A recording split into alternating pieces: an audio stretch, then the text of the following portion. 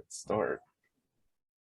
So I'm gonna act like if I'm a good host, or if I've been doing this for a long time enough to be able to remember stuff like, hi, how are you? Like, welcome to this thing that I do on the internet kind of sometimes, and I interview kind of people sometimes. And today we are welcoming again for the second time. And this is gonna be my third one, my third kind of interview or something like that I'm going to do. Cool. And this is the second time with Brianna, BriFitDance, Brianna Fit Dancing and Dance. Brianna, aka BriFitDance. Brianna, aka BriFitDance, but that's the thing. It's Brianna Fitness and Dancing. That's kind of like a good name for a restaurant. Going back to the topic that we're trying to open a restaurant in Bitcoin City, in the yet to be completed Bitcoin City. Okay, why don't you tell us a little bit about what has been going on personally in your mind? What have you heard? What have you thought?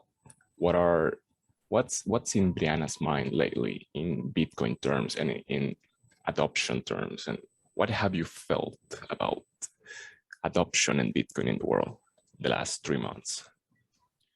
So I think that it's really important to stack as much Bitcoin as possible. Yeah.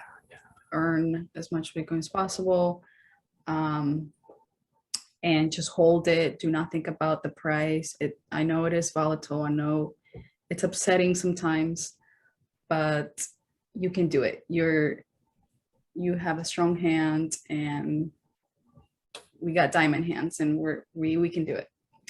And so, but this bear market really shows us who's like hodling and who's not. Who's really in it? Who's really in it? Yeah. Who's really in it for the long term, not for the short term? Because there are people who just think about, oh, I'm gonna sell this thing and just make money, and they just think about the fiat. They don't really think about the long term and how it can help you for the future. And so I'm thinking long term. I'm thinking for my future. I don't know what I'm gonna do in like 20 years. I don't really know, but I'm just like, preparing myself financially. And yeah, we just don't know what's gonna happen. News keep coming up. Michael Saylor keeps saying that. I heard a podcast of him like literally saying like all these like chart analysts, they're like, oh, it's gonna go up, it's gonna go this way, that way. and he's backwards, like, yeah. And like he's like, no one knows what the price is gonna do. Like, it's like you just kind of have to go with the flow. That's what Bitcoin does. And yeah, we're still kind of early, so stack as much Bitcoin as possible. Stack. The mentality about trading, is such an interesting topic because it's combined with the gambling mentality. I think gambling, it's kind of like embedded in a lot of cultures, in pretty much all cultures in the world. And the reason why I think we fall into the idea that it's possible actually to make a profit out of timing the market is the same predisposition that we have with gambling, because we lie to ourselves, telling us that it's possible. And it's very difficult to really, when you're new to this, to understand why is it that it's possible or it's not, because there's a lot of people, a lot of like serious people that kind of looks like they are doing it. So you're like, if they can do it, why can't I? But reality is that after me personally, after listening to a lot of smarter people than me, people smarter than me, that have been doing it and experience it firsthand, what I've realized is that being a trader, yeah, it is an illusion. And the people who actually make a profit out of it, it's more like fast, how is it called? It's fast. It's they do it with algorithms, and they have like very powerful computers only doing that thing, and that's all they do, and that's all they personally do. And so there is a huge input in, because it's like a fight. If you're making money, it's because somebody else is losing it. You're Yes. fighting for the price, for the gain. So if you're a normal person with a job, without a computer, without experience, you're going to be the one that's going to lose the money. Mhm. And I guess you can make a case that you have to start somewhere and blah blah blah, but still you're gonna, like, you have to be prepared to lose the money. And so that's my opinion about trading. And like Anthony Pompliano, even though Pomp is not that popular in the Bitcoin community lately, he always says, I think he always says it, is time in the market, not timing the market. And yeah, we have to stack and and and, and really don't care much, I mean, about the price. I mean, we should not allow Bitcoin, we should not allow ourselves to be dependent on the Bitcoin price, because Bitcoin is supposed to be our savings, and we are not supposed to touch our savings. So that's kind of like, yeah, the mentality of all of it. I agree. Have you heard what have been the news that you've heard about my country lately and all the Bitcoin adoption going on here? Because I've heard a bunch of things and I have the truths, but you tell me, what have you heard in Bitcoin Twitter or in the news or anywhere else? I actually haven't. Not much. Not much. But tell me, like, Tell me. fill me in on I this think I story. think I think the last thing I told you is that the government arrested like 27,000 Yes, gang members. I remember. Yes. Now is 45,000. And Wow. yeah, and in theory, supposedly there is like 85,000 gang members in the whole country. So something, there are probably more, but they don't count much, like the young kids. And so most likely the most dangerous ones and the head ones in the areas, Right. they are already in prison, and the results on that have been like so incredible. Last week there was only one violent death in the whole country, and there were 9 days. Actually, this is the 10th day, I think, with no deaths at all. Just in the 7th day, I think there was one death. And last week, officially, more Salvadoreños died in the U.S. violently than in the country. 3 Salvadoreños died in the U.S. last week for crime-related deaths, and only one in El Salvador. Oh my So God. officially, the U.S. Literally, like, they're dying here, not over Yes, there. and supposedly immigration is because of violence. So now it's going to start to make sense that they're going to start to come back. And yeah, that's mind-boggling. Like the idea of that's such an amazing shift in reality. In other things, like yesterday, actually, I think it was the day before yesterday, which will be anteayer, Nayib Bukele announced that he is planning to buy all the sovereign debt of the country, and virtually, well, making us a debt-free country, because we apparently have enough money to pay it, to buy it back. And Wow. when that happened, within like 15 minutes, the price of the 5 years bond, I think, of El Salvador went from $36 to $50, which is an increase of what, almost 50% in like minutes. Like not even Bitcoin has ever done that.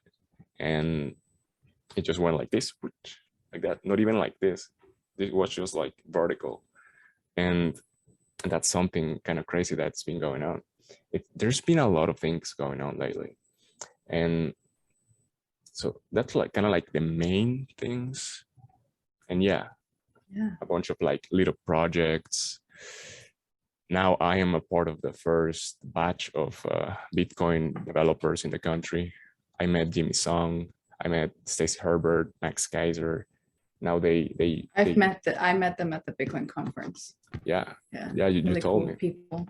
Yeah, they're nice. They're tall. Really tall, yes. Yeah. And now they like my stuff on Twitter and they retweet my tweets. It's so funny. Crazy. It's just so cool. And so have you personally been at the Bitcoin City? Okay. Bitcoin City doesn't exist. It's an idea. It's an idea. It's an idea. Okay, so where is it gonna be? Like in El Sonte, right? El Sonte Beach. No. El Sonte is a beach south the capital of El Salvador. And okay, see, here's the capital, here's El Sonte, and Bitcoin City is gonna be here. It's gonna be like west, I think. West, east, yeah, east of the capital. And the thing with the city, historically, the planned cities have almost always failed. Like, for example, Brasilia in Brazil. That's the capital of Brazil, and it was a planned city. They planned to build it. It didn't just emerge like spontaneously, like with entrepreneurship and stuff like that. So that's one of like the arguments about Bitcoin City. Bitcoin City is in the making. The Bitcoin bonds, the Bitcoin Volcano bonds, are still not being deployed yet, and I think that's strategically, I think it's a good thing, because I feel like Najib is gonna like waiting for the perfect price so we can get like the more amount of Bitcoin for the price of the bonds. And so reality is that Bitcoin City it hasn't started to be built yet, because it was just an idea less than a year ago. Less than a year ago, El Salvador wasn't the first country with Bitcoin as legal tender yet. I think we did it in September. I think it started to be legal tender, and like 2 or 3 months after that, Najib came out with the idea of the Bitcoin City. Yeah. So right now it's an idea. There are sketches of it, and there are ideas of how we're going to get the money. And the volcano is like in the working, right? The volcano bond. No, the actual like volcano to mine, the Bitcoin mining volcano. Bitcoin it has been mined with volcano energy already for like 6 months now, because there is a what's it called? It's like a place where they capture the thermic energy from the volcano, and they've been mining Bitcoin there for like six months now. But there are other places where we can like start getting that energy too. And Max and Stacy are starting one in Chalatenango, which is up north. And so there are a bunch of like projects that are starting. The main, I think, news is like the safety wise news. Like it's just like a different country. Like it's just super nice out now, and there's a bunch of things being built, and that's kind of like the main news that have been going on lately. And that's kind of like why I wanted to like know what you had heard about the country lately, because I kind of have like the idea that there is not like enough there's not enough information or real information coming out of the country. And so Yeah. I wanted to figure out what's really going on in everybody and the rest of the world's ideas of what's going on, because maybe it's just the fact that Naive is doing like a lot of dictatorial kind of like behavior with the gangs and stuff, which after all is kind of like good because it keeps them in place. So that's what's been going on. Okay. Do you have any opinion about those things, comments, their ideas? So I've seen a few videos of people vlogging their El Salvador experience and going into these like stores where they accept Bitcoin and they can, I guess, transfer their money, you know, from US dollar to Bitcoin and stuff like that. Have you done that? Like, Yeah. have you Yeah, personally, all the time. I go buy groceries with Bitcoin. like at the ATM and like just switch, you know? Yeah, I've done that too a lot of times. It's part of life now. Like, it's just So do you personally like buy, well, you don't have to really say, but like, do you buy things with Bitcoin like mostly? yeah, in the grocery store. Super That's Selectos. really cool. That's Yeah. really cool. Not all places accept it, but because their staff is not like, they don't know how to use it, so they say that it doesn't work. They say that it's broken. No That's funciona ahorita. yeah. They say that the Bitcoin network has stopped for a moment while I we don't want think to. so. Yeah. So that's what they say. That's what Okay. they say. The thing is that, like I told you last time, like it's not like El Salvador was full of Bitcoiners. We were just a normal It's country, true. and so there's definitely more push. And it's not even been a year. It's not even been a year. Yeah, So it hasn't you been have even a year. to, it just takes patience, you know. It takes time. Takes It time. takes time, and it takes, yeah, and takes things like this, like the little book of Bitcoin, written by Jimmy Song. Since I failed in orange peeling the biggest part of my family, I decided that I was going to give that honor to orange peel my family to a lot of books. So I bought the Bitcoin Standard in Spanish, and Jimmy Song gave me this one. Wow. And he gave me a bunch of books actually. But reality is that not even if I give them the information, not even if I like spend hours trying to tell them all the benefits, all the fundamentals, reality is that it's like the Stockholm syndrome.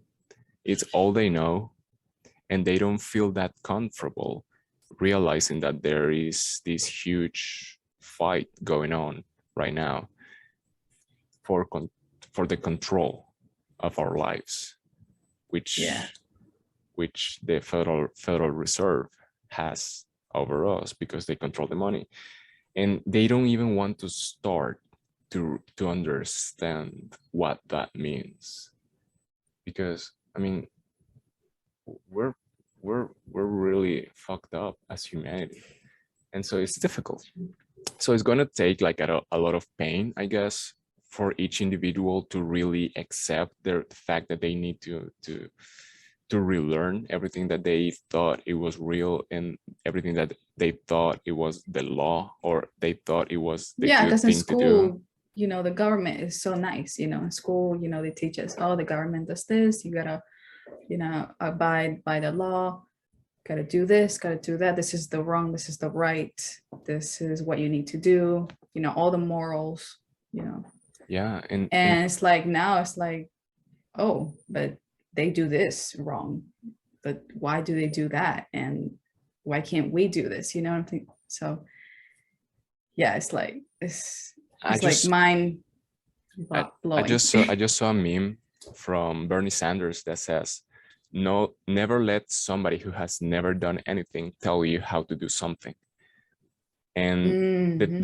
the thing is that politicians are people who devote their whole lives to be politicians, at least successful Yes. politicians, right?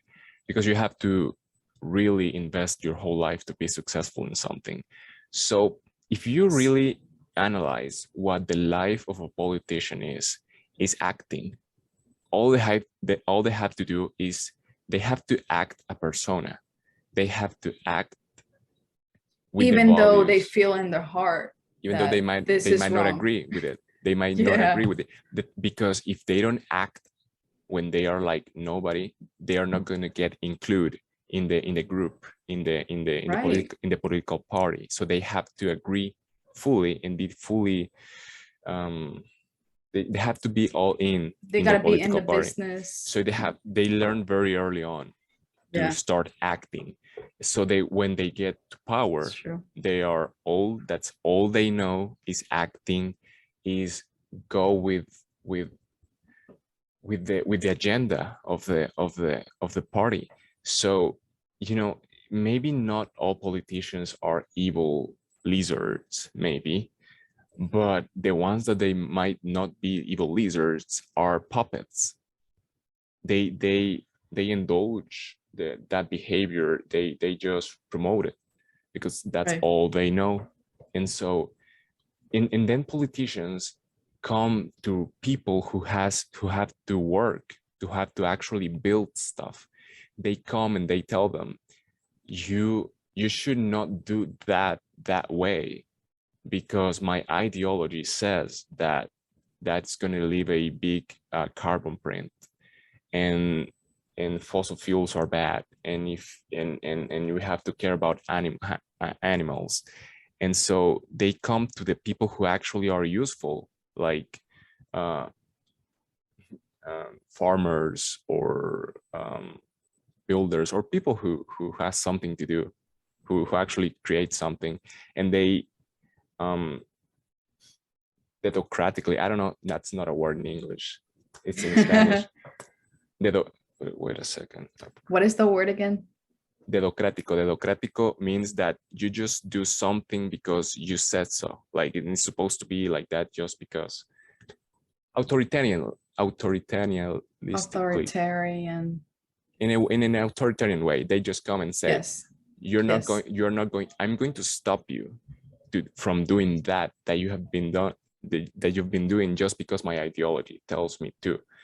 And then that's why I guess maybe Donald Trump was so successful in making things work, because he wasn't a politician. He is actually someone who had to do something useful for a living.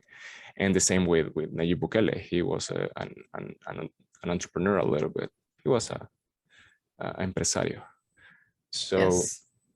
so the thing is that politicians tend to be people who have no idea about life, who have lived their whole lives in a bubble where things are supposed to be the way they are because there are laws. And when things go wrong and natural disasters happen, they just get into so much stress because they don't understand that why is that going on if the government hasn't decreed it or something. And so they're just people incapable of actually doing things work. And so that's what I think.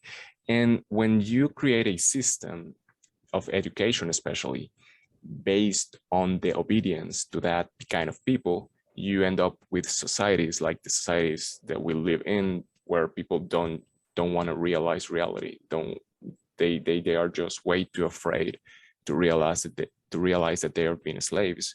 And so when someone like with with a screw loose like us come and tells them that everything is wrong and there's a solution or something, they just think that we're mad or something. And it takes a lot of like education to take them out of that hypnosis. And I think that's where things like Bitcoin Twitter comes along. And that's something that I want you to tell me your opinion a lot about, because I've become a part of Bitcoin Twitter because of you. Because you because you have like 12,000 followers on Twitter, and I have less than 200. So I think I start following you, and then you retweeted something from Love is Bitcoin, and then Love is Bitcoin retweeted something for somebody else, and then I became aware of Bitcoin Twitter, the whole meme factory stuff, and all the people from that thing. So I have a lot of things about to talk about Bitcoin Twitter, but what's your experience with Bitcoin Twitter? So some people tweet like, I mean, all I see is just Bitcoin all the time, but some people talk about crypto, and I'm still like, really, you think that, you know, investing in crypto is the way to go, or is going to help you in the long run? It's like, especially now, it's Bitcoin, like it's not crypto. And they're like, oh, I just got paid today, what coin should I buy? oh yeah, I hate that people. Or like, oh my god, Luna is skyrocketing, you know, get those bags. Those people stress me out because Yeah, they are so helpless, and you can see in their eyes their future full of brokenness, of being broke. You just feel it's it. like, do they really know that this is bad for them, or are they just kind of tweeting because they want to get attention, they want to get I followers, they think want to all of be it. influencers? I think all, yeah, you think all of it, yeah. I think so too. Do you know somebody who had been like rug pull, like on Luna or on Celsius or something? Do I know somebody? Not really, but okay, so one time I got Tether, and I haven't been able to get it out of my wallet. It's like in that wallet, and it doesn't wanna, I can't swap it for Bitcoin. And I bought Ethereum like in that wallet, and it was like, you don't have enough Ethereum to take out that tether. I'm like, I just bought some Ethereum, like just let me swap it for Just to Bitcoin or something. And take out the tether. I haven't been able to do it. So I think I got ruffled. What wallet was it? Blockchain. Blockchain. Huh, interesting. I don't know much about wallets, like their politics, how they work, because I only use like cold storage kind of wallets. And even though now I am capable of actually coding a wallet, but I don't know really much about wallets in general. So that's interesting. So I mean, you just use the Chivo wallet? yeah, I mean, for everyday buys, like, yeah, I use Chivo because it's easier. And the establishments that accept Bitcoin, they accept it easily with Chivo. And it's more liquid. It's very liquid, like, and it has like a good customer support. It's like a bank kind of. So I just maintain the Bitcoin that I'm going to like use or something like that, or that I might need. So I have like $300 there, and just for if something happens. And so it's useful because it's liquid, and there's a bunch of ATMs where I can get dollars if I need them. But then I just use Moon and Electrum. But that's interesting that you haven't been able to withdraw Tether and do anything with it. Nothing with it. And it's like, it's a lot of money. It's more than $100. Really? Oh, okay. It's a lot of money. So yeah. I don't know. It's just there. And if blockchain like goes out of business, I'm like, oh my God. Yeah. Yeah, but that's the thing, that I wanted to like know how much you know about like all the drama, because I really... yeah, so something with Elon Musk, like destroying all these wallets like Voyager, BlockFi, like all these wallets that I don't know. What have you heard about it? I mean, when All I of that. when I when I said drama, I was referring to like 10 years of details of things that I don't know. I mean, of course, the one of the biggest dramas was Mongox in 2013, right? But that's like very old school. And so, but I'm talking about stuff like, well, yeah, Elon Musk supposedly sleeping with like the founder of Google's wife and stuff like that. But more Yes. Bitcoin related, the stuff like, well, the Terra Luna stuff, the Kong Dong Wong guy, and Celsius stuff, Simon Dixon, like, Celsius. That's the one that I didn't have any Bitcoin in there or anything in there, so I'm so glad. yeah. But yeah, that's scary, But that's why I for many mentioned users. Bitcoin Twitter, because I mean, I haven't made sure that you follow all of them, but there's like this community called the Meme Factory. I don't know if you know about them, but they're like Not yet. they're like a community of people who with like a lot of followers, and I think that they are kind of like the Bitcoin Twitter maximalist, and they all kind of know each other and they all like follow each other. And that's the thing with Twitter. If you don't follow all of them, if you don't follow the whole community, you might lose like perspective on what's going on at the moment.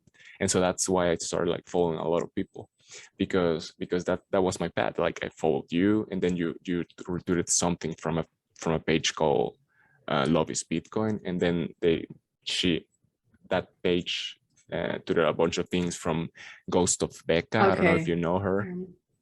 And so I've been like being a little bit of a part of that community lately, and they're very toxic, and I like that. Oh, so it literally says less than a minute. Do you see that timer? Oh yeah, I think it's because I don't have like the pro thing, so it's just. Are we gonna start a new one, or? Yeah, I think it's just a matter of like stop recording and start recording again. Okay, I think I can do it now. So we were talking about, well, Bitcoin Twitter. The retweeting stuff.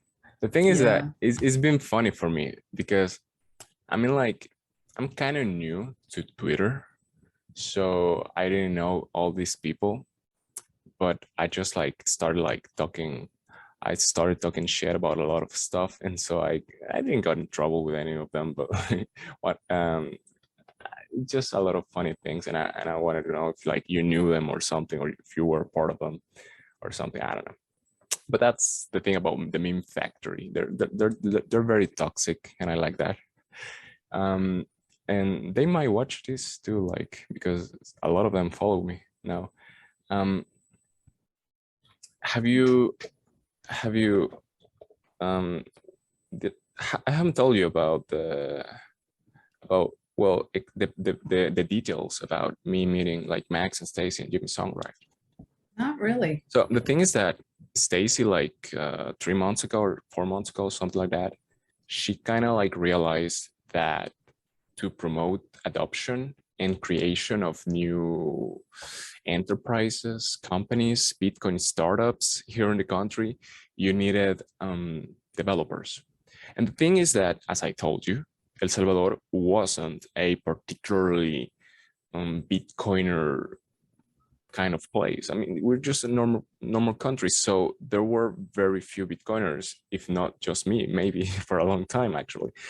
And so when everything happened, and I remember that I told you that the international investors had started to come to the country in a phase of recognition, in a phase of just trying to realize what is really going on in the country, how are the people, how is the government.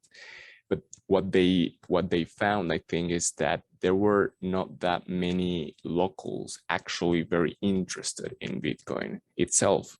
And even though in this country there's a bunch of developers, of software engineers and stuff, not many of them are actually like interested on learning how to program for Bitcoin or for Lightning Network.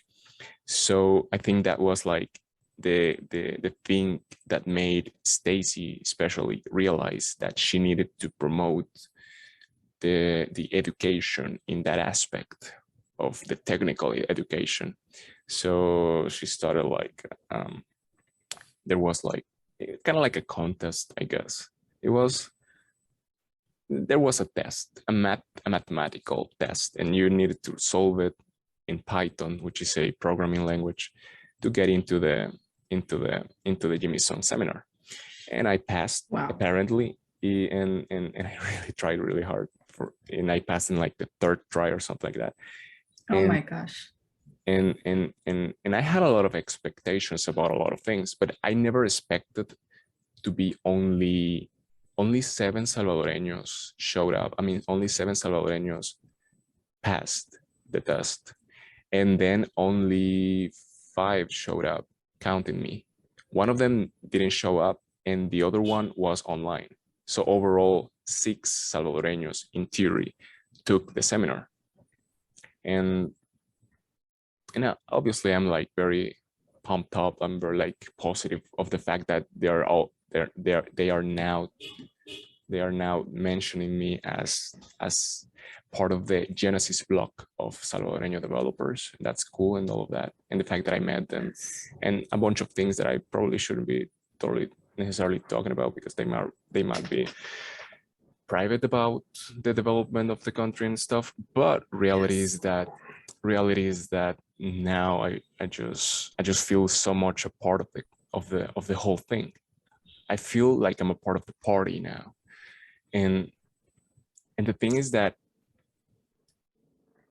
the sentiment, the feeling that Salvadoreños in general have up until now is not a very positive feeling, especially because, as I told you, they were just normal people. And now that the Bitcoin price is going down, they are not particularly like excited about it because they don't really understand the reality of what the fact that Max and Stacey Herbert and Max Kaiser are here, what does that means for the country, for them as opportunities. Like, you have no idea how much every single software engineer in this country will love to be funded to start a company of software development of some kind. Because in this country, if you are a software developer, you are going to end up being a database administrator, something boring, something that somebody in the US didn't want to do. So they sent the job to El Salvador for a lower price. And so there's not like that many opportunities to actually do something that you want to do. And now there comes this huge need because these investors in general, not just Max and Stacey, but there are so many investors that are craving, they're so hungry for something to invest in. And there is nobody trying to start a company, like nobody trying to start a startup, nobody trying to start anything related to Bitcoin. Only me. and because they're scared. Because they don't understand. No, more than them being scared, they have no idea. First of all, they have no idea of what's going on. They just don't know that investment is there. They don't know, number one. Number two, the ones that know, they have no idea of where to start to learn Bitcoin because it's such a new thing. And that's why Jimmy Song and they might think that it's a scam or it doesn't work. They might think that too. There are a million reasons. But if you like buy something with Bitcoin, it's like a light bulb just lights up. Yeah. The thing is that most people it's like haven't if it's real, if it's like if you do it in real life, then I mean that should tell you, oh, this is a thing, this is important. I think that would happen if they have the previous knowledge that when they do that, they are taking the United States of America power over their money away. Because yeah, they need to educate themselves about the government and about the fiat system and the broken system. And you know, everything that the government does. And so that's why that's what they need to And I think the hope is in the fact that Nayib Bukele educate is doing themselves. it too by himself too, like with his tweets. Like it's not he doesn't tweet like like any other like president. He tweets and he talks about the United Fruit Company, which was a company that did a lot of bad things in your country too and in mine, and how that was possible because of the Federal Reserve, the dollar. So one of many things that stop people in general for understanding about Bitcoin is the fact that there is not that much information. If you search in Google about Bitcoin or on YouTube, you're going to find traders. You're going to find like what's the new Cardano, what's the new Bitcoin, and so And that's chart analysts. chart analyst, and that's misinformation. That's just shitcoinery. So Yeah. so And they're it's gonna talk about other cryptos and they're and they're stuff they're like not going to that. tell you about the fundamentals, the reasons why No. it's important, and that's why people like Jimmy No, you have Song, to like dig in deep, you know, yeah, research and like a lot. that takes interest, that takes like you really personally wanting to really find out, not because a friend of yours or your brother or your dad is telling you about it. And I think that's why Jimmy Song is like such an important figure in the Bitcoin community, because Yes. he's like the most the most dedicated person to actual education of the technical fundamentals of Bitcoin. Because even I, for like the past 3 months, I've been actually trying to understand like really how it works, and it was difficult because most information wasn't like in very deep like chats on 4chan or in very like complicated conversations that I didn't understood. And it wasn't up until I've crossed like books like this one, like the Programming Bitcoin book from Jimmy Song, that actually like became capable of understanding how it actually worked in a sustainable way of like actually going from the little knowledge of coding that I have to the knowledge of actually being capable of broadcasting an actual transaction without the need of third-party software, just transactioning like a node. Yeah. And I already did that like a couple of times already. Like I send a transaction from my computer acting as a node, and now it's public in the network, and that's so interesting, right? So basically, I think it's just a new topic in general in the world, like the internet. I guess it was in at some point. So we need like more education. We need more content. We need more people like you, like me, doing something, doing content. And that's a very interesting thing that Jimmy told me a lot about. That even though he was teaching us very technical stuff, he motivated us to do even like podcasts like this one, to just create community, to create awareness, and to make the conversation more understandable for normal people.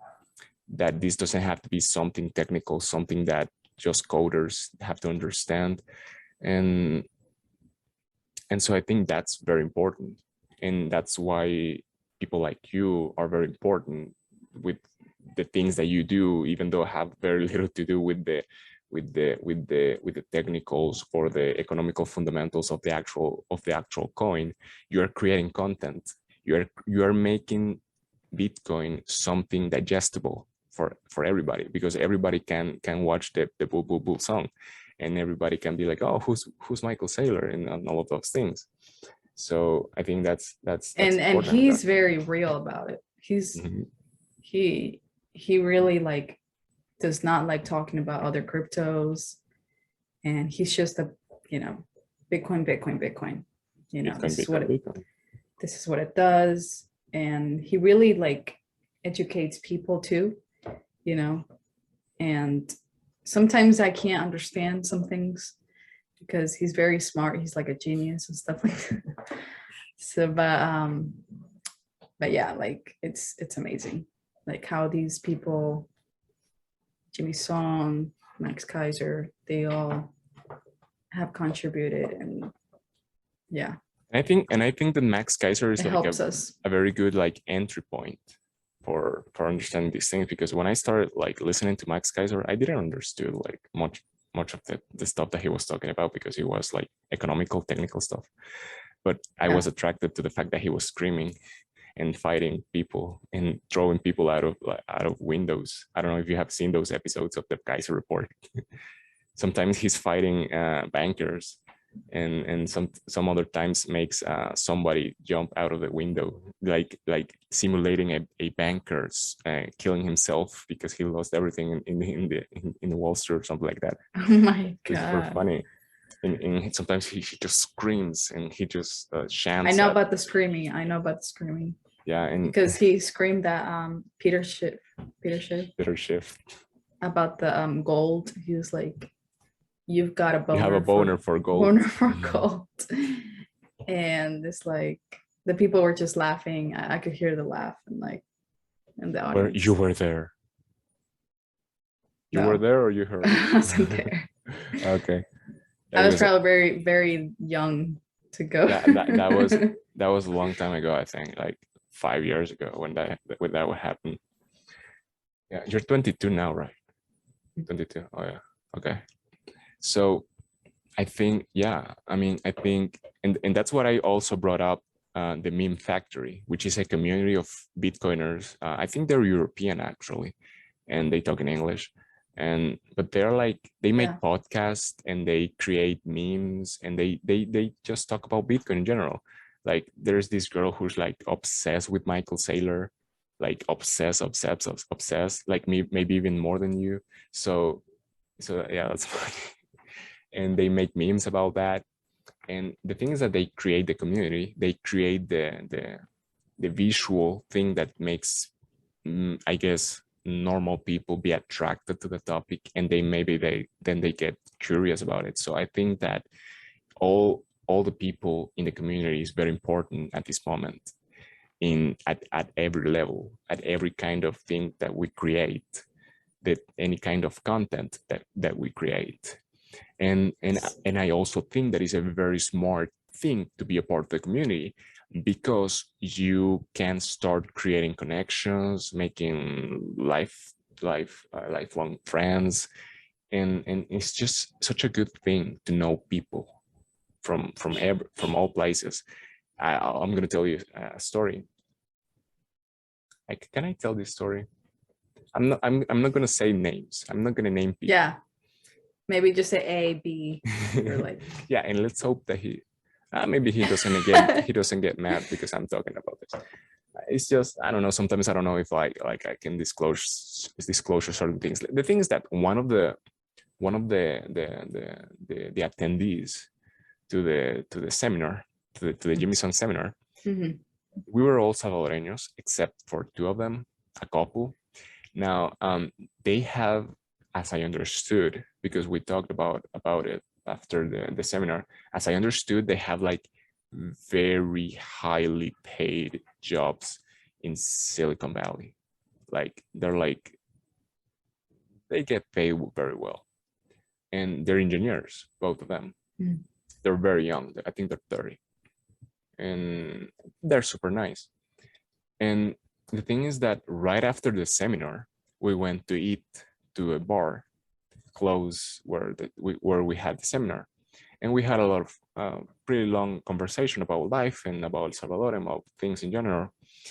And as I understood, they both took the seminar as something interesting to learn about, and they were like overall interested about Bitcoin, but they never strike me as people who were actually like very motivated to actually start to build something for Bitcoin. I think that they made me feel like they took it to like know something more, something else, to increase their knowledge about life in general. Mhm. Like they took it like a little bit light kind of thing.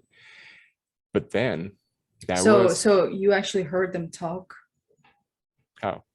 No, they were talking with us. We were having a conversation, the whole group. Okay. Okay. So I was talking with them. That's what they told me, basically. Okay. They were like, yeah, well, we have our jobs in the US. I think actually they live in Puerto Rico and they work remotely. And so they with everything that they told me, they made me feel like they didn't intended to become Bitcoin developers or something like that, right? Yeah. Then they were the next day they were supposed to go to the beach, and I think they went to the beach and all that. And that was Tuesday, last Tuesday. Today is Tuesday. No, today No, today's Wednesday. Wednesday. So the last week's Tuesday, that was the last time I saw them. Okay. Then I think last Sunday, so 3 days ago, the guy, he messaged me and he told me that he had applied for a job at the NGO that I told you about, and that a good word from me would be appreciated. And so I was like, Wow. So you're telling me that's in this week, you have passed from having a very well-paid job in Silicon Valley. I'm not going to tell you. Maybe later I'll tell you exactly what he works in. But it's like ooh, it's like wow, like super cool. And now you're telling me that you're applying for a job at an NGO that I know for a fact that they're going to pay you like just enough to survive in this country. And Wow. and so you're telling me that something happened in your mind in this week, and now you're like going to stay in the country and you're going to be a part of the Bitcoin community. And so what I'm trying to tell you is that that's an example of how when you come here and you realize what's going on right now, you realize that this is the most important country in the whole world right now. This is the place to be. This is like New York in the early 1990s. Well, not 1990s, 1920s maybe, or even before that, or in the 18th century, the 19th century. And in New York before it was the big thing, right? So this is like the place to be, basically. Everything is being built right now. And the locals, sadly, they are not taking advantage of it. Like legit, most people really haven't even figured out what's going on yet. And they are not taking advantage of it like almost at all. Some of them are. So people from other countries, are coming. Other states. The amount of foreigners in this country now, Brianna, it's crazy. Sometimes in certain areas, I'm seeing way more foreigners than locals. Like legit, like all blonde people, and I'm like, what the fuck? Where am I? Like am I in the US? Yeah, that's how it feels. Like legit, you go to a restaurant and it's full of foreigners, and it's like, why? How? And and and it's everywhere, really cool. Everywhere in the capital.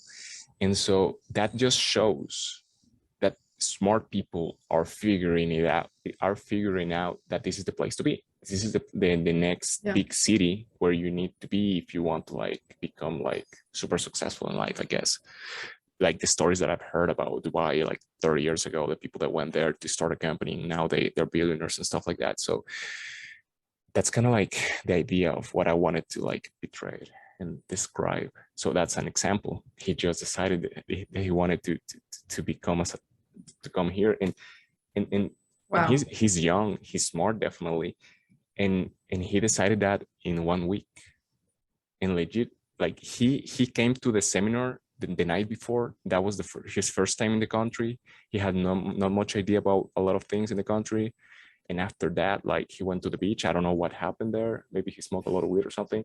And next Sunday, he was telling me that he had decided to get a job here. He changed his mind. Yeah. So wow. So I'm wondering, Brianna, what are you doing in Maryland? Why are you not here yet? I am afraid of staying there. You're afraid of staying here because it's hot. It's way too hot. There's aircon. It's pretty hot here. It's like 86 right now. I don't know Fahrenheit.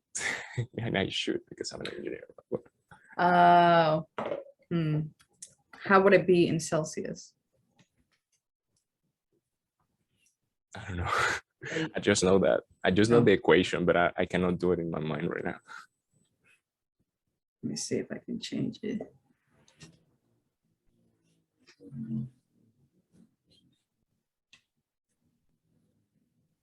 No, I can't change it. My Apple Watch doesn't do that, but So it's hot. but it's really hot right now. But It's kind of like okay right now. I think it's been raining a lot. It's been really nice lately. So that's the thing, you know. but yeah, I'll go like maybe in 5 years. Wow, in 5 years. I I thought you mean, were who gonna say. knows? I thought you were gonna say 5 months or 5 weeks. Right. How much you I'll think? go soon. How much money you think that you need here? Like this is a very cheap country, but how much you think you would need to come? To go for like a few weeks Yeah, or let's say like a couple of weeks. a couple of weeks. Interesting question. I would say 5,000. Well, okay, so as everything else in life, I mean, you can make it very expensive, but you can like, I think you can be okay. The most expensive thing is going to be the hotel, but if you like go to like a okay-ish hotel, you can be okay with 2K. In actually very good with 2K with 2 months, taking on count Wait, the 2 airplane. months? I'm sorry, 2 weeks. Taking on Oh, count okay. the airplane, the Oh, so don't count the ticket. airplane. No, take it on count. Oh, take it. Oh, Yeah, okay. because how much will be an airplane from Maryland to El Salvador? 2 ways, like 1,000. Like a round trip. A round trip. 1,000. Yeah, 1,000. Yeah, you can be at with well, let me think. 52 weeks, 2 weeks is 7, 15, 55, Maybe 3,000. 140. Maybe 3,000. But yeah, with that, you will be okay with with 3,000. I have 3,000. Listen, here's the thing. Here's the thing. Here's the thing. I could Like, go for a few weeks. ask anybody who's like I don't know if you know somebody, but like every single person that I've heard that is like successful, like very successful, who has started like a company or something like that, it always starts that way. They move to where the action is. They move where the action is, and they just like they don't even know where to start. They don't even know what they're gonna eat next day or something, but they figure it out. And I've heard that story so many times, and I don't know, like YOLO or something. Think about it. I'll consider. I think, yeah, I mean, me personally, I think that I haven't started like, because, okay, can I talk about this yet? I don't know. You know, that's such a weird thing because I don't know what I can talk about. I don't even know if it's necessary for me to worry. I don't even know if somebody important is going to watch this or not. But Who knows? Yeah, who knows? Okay, so they have don't say names. No names. More than names, it's still it's actions. The thing, like a week ago, I was offered like a job position that it was like so crazy. Wow. Like so crazy for a fund. I don't should talk about this. Okay, so the thing is that things are changing, and I maybe like in a few months, like I will like move out and like to have like a house or something. Really? And yeah, and I think that because I've been having these ideas about because I've watched like have you watched David Dobrik's vlogs?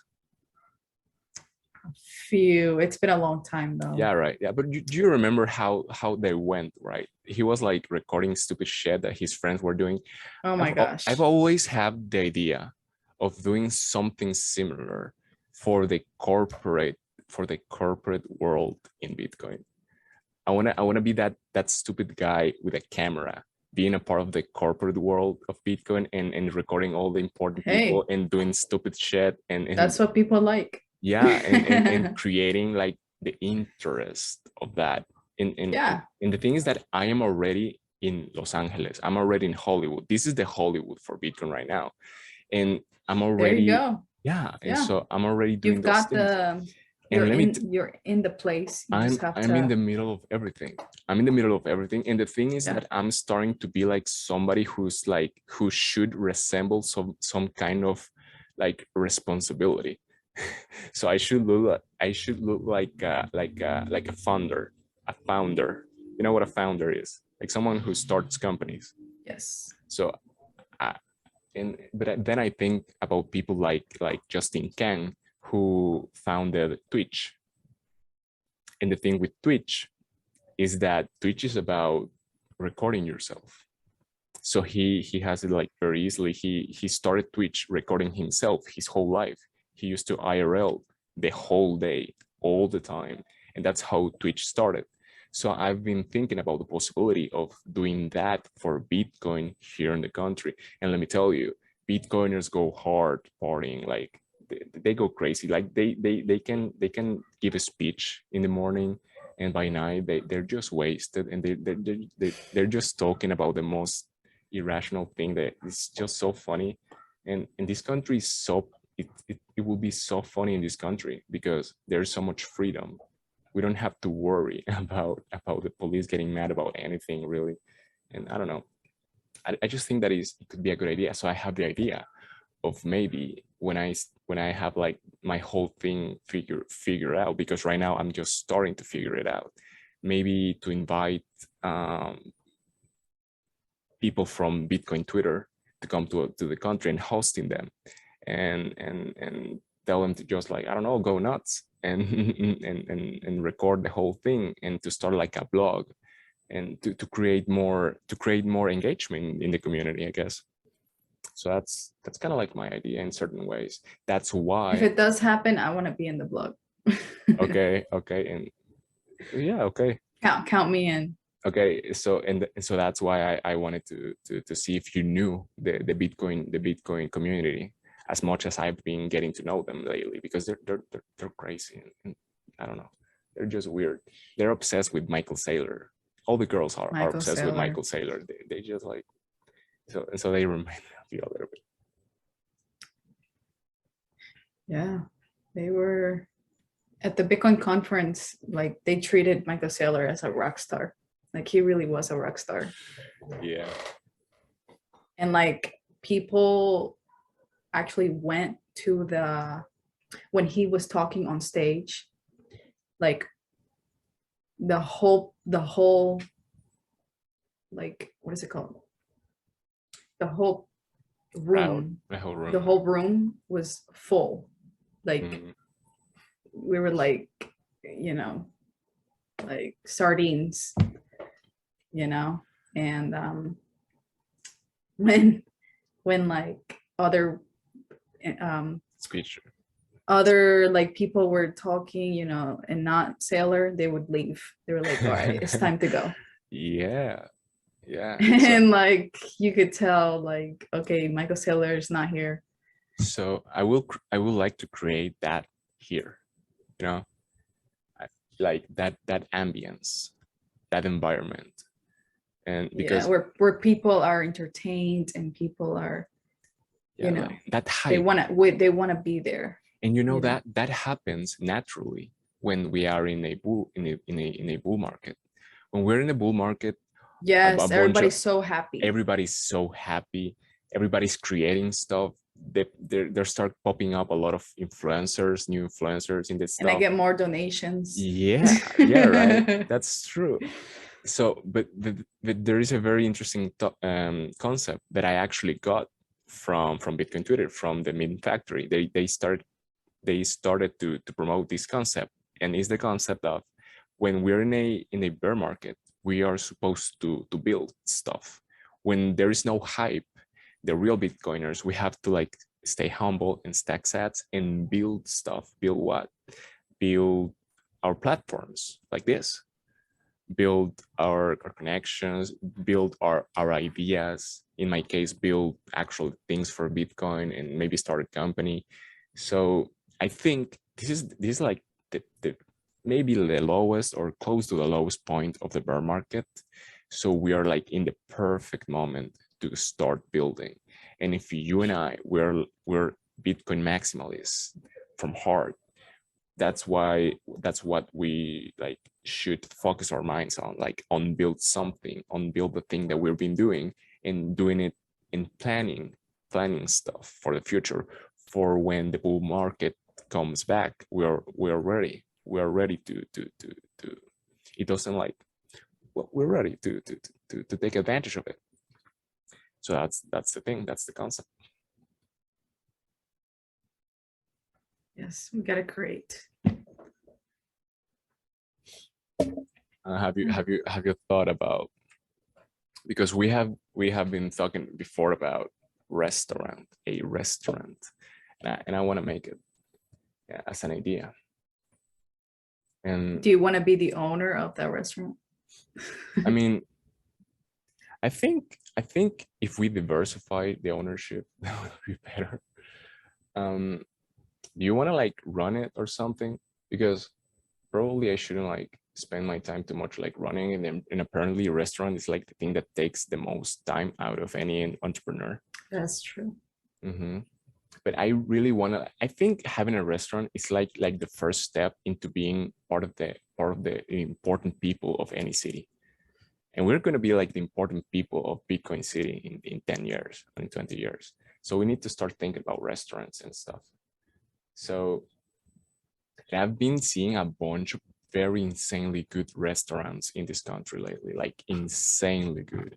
Like people from all over the world are telling me that they are insanely delicious. Like they have nothing to be, what's the word? To be jealous out of like Michelin stars restaurants. So there's people already doing them, making them.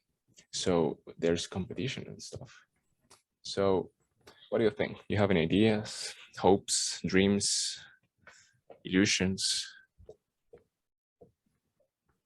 No, I really like some of the Ecuadorian food, and I don't know if I should like, bring it to El Salvador and then make them, or not make them, but like Make them eat it.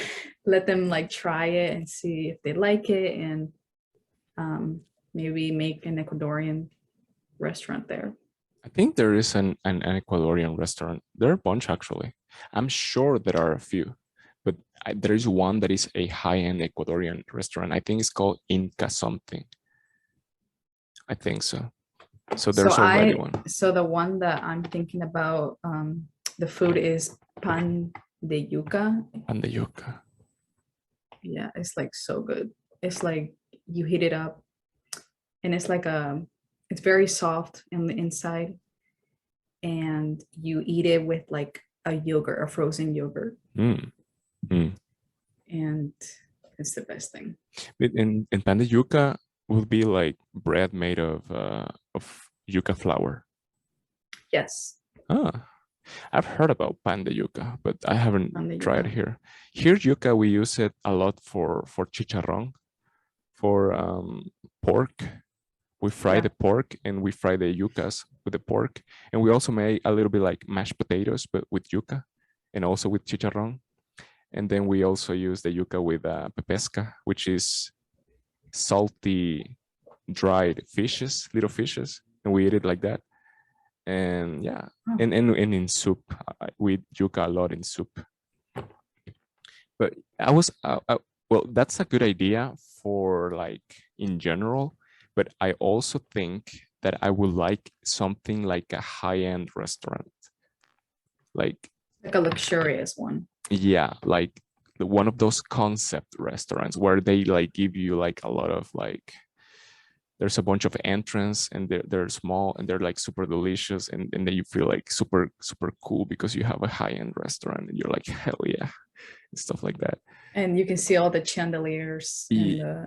Kind of like in a Latino way. In a Latino way. We can do it like high end, but in a Latino way. In a Latino way. Okay. In a Latino way. Yeah. and then everybody's like, oh What my about the God. food? Is the food El Salvadorian or I think it can be a little bit of everything. We a little can bit of throw everything? ecuatoriano, we can throw salvadoreño, and yeah, a little bit of everything. I think one of the most important things in something like that would be to find a very good chef, like someone to create those things. And then I think that the role of the investor, of the owner of the restaurant, is to find a chef that has actually like experience and is maybe good, who needs investment, and then you give them the money to start the restaurant, and then the chef runs the kitchen, then somebody runs the restaurant itself, and then you're the owner. Yeah. So I also think that why just one restaurant? I do think that economically thinking, restaurants are not that profitable necessarily, and they are very difficult to run, but they are necessary if you want to have a presence in a city. And Yeah. I think And because like, people, I mean, humans get hungry all the time. and let's say that They there always eat. there comes like a Chinese investor or a Japanese investor to El Salvador, and you want to like treat them well. So you have to show them that you are like in my case, let's say that I wanna have a contract with certain Asian important business person, whatever. And so I have to show them that I have the presence in Bitcoin City. And so I told them, look, this is the best restaurant in town. It's mine. Sí, ahora sí. So just to like do that thing that I cannot say in English because I always forget how to say it, wrapping something like that, whatever. Wrapping up. Wrapping up. To wrap it up. To wrap it up. To wrap it up. Sup.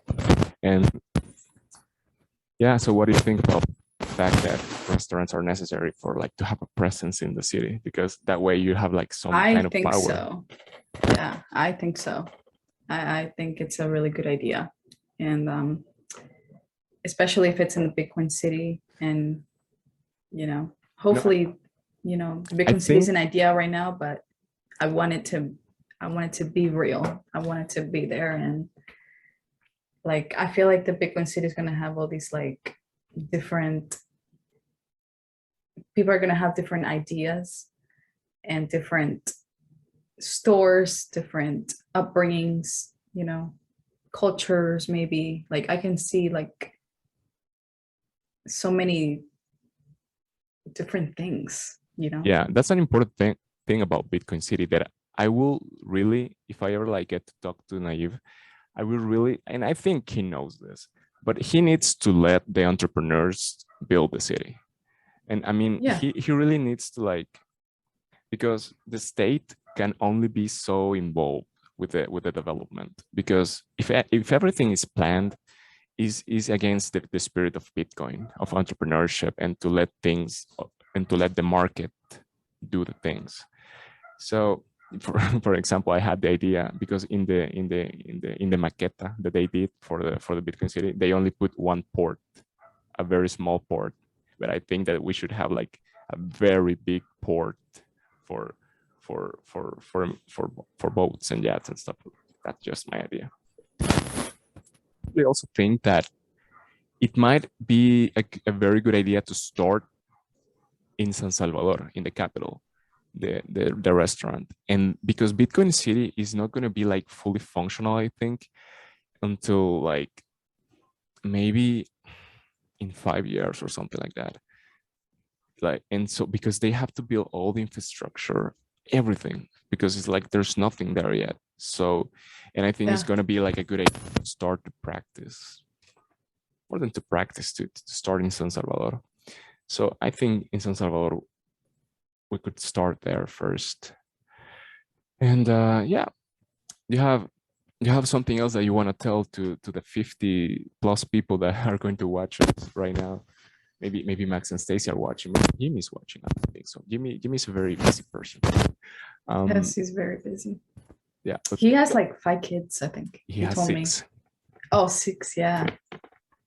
Yeah, it's like, oh my gosh. He has 6, and they are all obsessed with BTS. So with what? BTS. Oh, the group, the band group. Yeah. They're kids. I'm not that obsessed with them. Yeah. Just They're Fiat I just bands. listen to new music. Yeah. That's a Fiat band. Yeah, band. They don't have like Nice. the essence. They don't have the Yeah. essence. So I'm what do you- gonna I guess for the people that are listening, I'm gonna drop some new music soon, so stay tuned for that. yeah, I'm gonna like And I'm gonna rap in it. So So yeah. so we really want to see that, and I'm gonna definitely tweet about it like more than once, maybe even 3 times.